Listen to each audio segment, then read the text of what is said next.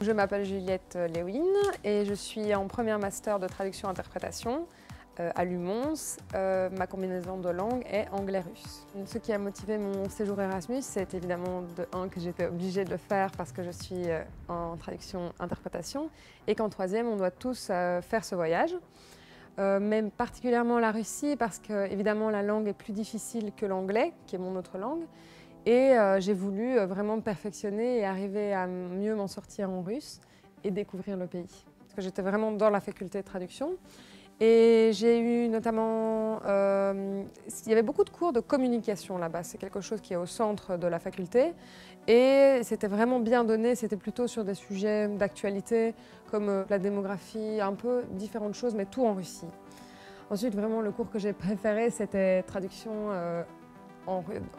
du russe vers le français. J'ai adoré parce que la professeure parlait parfaitement français et que ça rassurait aussi quand on est là-bas d'entendre parler français et de pouvoir un peu discuter normalement, on va dire.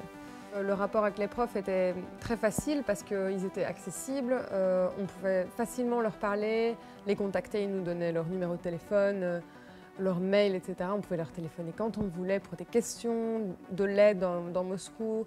C'était vraiment chouette, on se sentait assisté, on sentait qu'il y avait quelqu'un qui était là pour nous. Ce qui m'a marqué dans cet Erasmus, plutôt par rapport à ici évidemment, c'est les activités extérieures à l'université.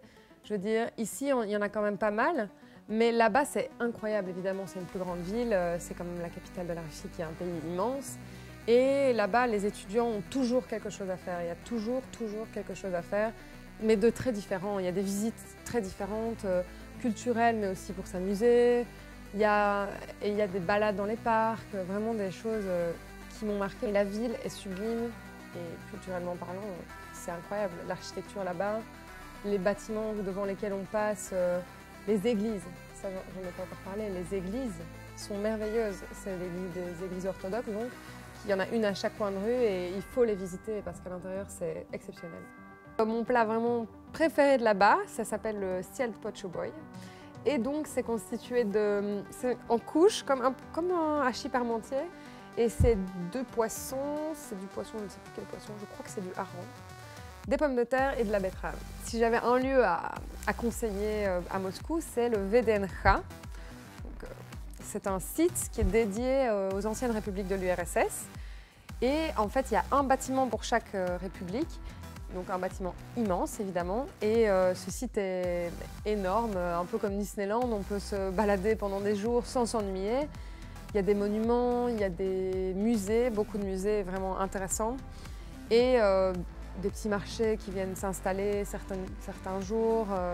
Il y a plein de choses à faire et quand il fait beau, c'est magnifique.